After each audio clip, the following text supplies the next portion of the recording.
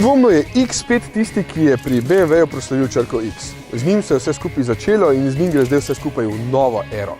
Tole je 4. generacija in kot vidite je avto ob meni velik, zelo velik, zato je danes pravo nadomestilo za prvo generacijo v bistvu X3, tale pa je še razred višje. Vidi se, da povzema vse nove oblikovalske ideje X3 in še kakšnega X, ni pa na prvi pogled očitno, da gre za čisto novi X5. Kljub ogromnima ledvičkama, ledvicama, se zdi, da bi moral še malo bolj izstopati glede na svoj res bogat renome. So pa luči zadaj tiste, ki skoraj nobenega ne pustijo hladnega. Nas sicer spominjajo na avtomobile ene cenejše znamke, je pa z njimi vsaj malo drugačen od ostalih X-ov.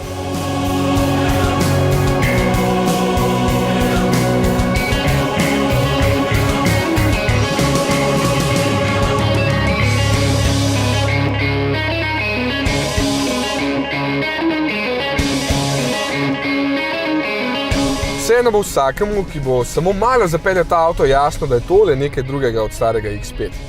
Občutek med vožnjo je bistveno boljši, ker je bolj udoben. Ves čas smo pri vseh SUV-jih govorili, da niso udobni, ker delujejo napeto in ves čas pretresajo potnike.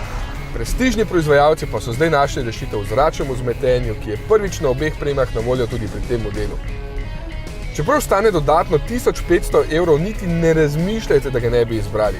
Z njim postane X5 prijeten, umirjen, če izberete dinamični način celo agilen, malo je nagibanja in pri 2,2 tone mase je presenetljivo lahkotno vodljiv.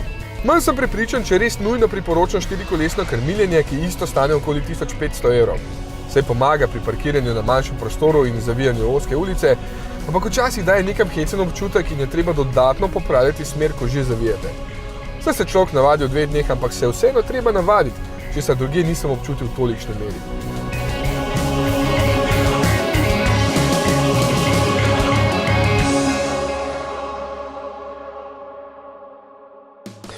Vem, da ne bo vsak izbral toliko dodatne opreme, kot je ima tale testni model z vrhunskimi sedeži BMW Individual, potem z oblečeno armaturno ploščo, strešnim oknom, dodatnim ogrevanjem, z laserskimi lučmi in koliko vsega, kar 40 ur je dodatkov, ampak ravno zato je potem tale notranjost tako prijetna, čeprav na trenutke malo preveč plastike svetleča ali pa celo kičasta, kot je tale ročica menjalnika.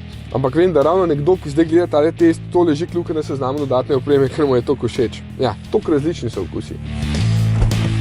Zame so veliko bolj uporabni dodatki, kot je tale velik projekcijski zaslon, zelo velik je in odlično viden. Novi so digitalni merilniki in tale velik zaslon, gumbi delujejo čvrsto in kvalitetno, vidljivost iz avta je zelo dobra, ker se visoko sedi in kabina je ena najširših med takšnimi avti.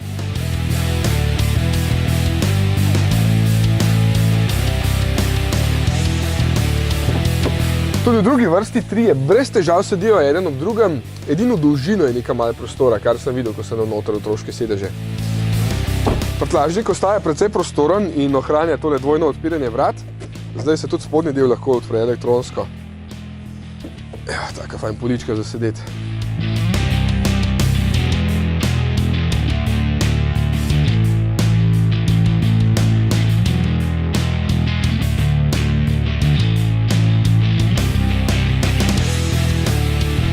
Je pa še eno področje, ki ga pri X5 do te generacije še nismo obdelali.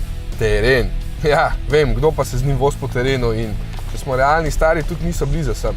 Ampak pri tem se podvozje dvigne, lahko si mislite celo off-road paket z dodatnimi zaščitami trebuha, ki jih ta sicer nima, ima pa vrhunske kamere okrog avta, ki vam takole pomagajo, ko ne vidite nič ven. Ja, takšna je moderna terenska vožnja. Ampak X5 je zares postal bolj zmogljiv, ko zavijete z urejenih cest. Seveda pa to še vedno ni pravo terensko vozilo, ga izdajo že gume.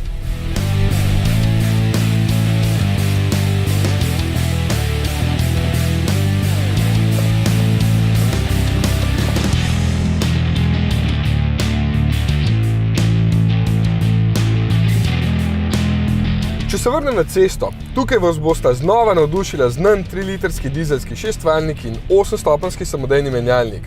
Zmogljivosti so zelo dobre, 195 kW, kar je 265 konjev, je seveda dovolj za suvereno premikanje, poraba je tam okrog 9 litrov, kar je še znosno, predvsem pa je hrupa za dizelski pogon malo, sploh tule noter je avto odlično zatesnjen.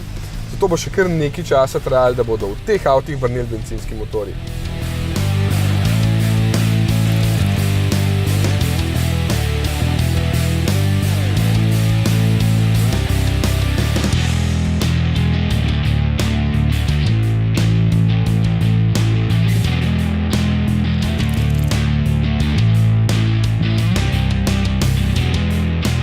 118 000 evrov v tem razredu ni več cena, ki bi me presenetila ob tako bogati opremi. Seveda ni malo, ogromno je, ampak toliko je pač treba odšteti za moderen prestižni SUV.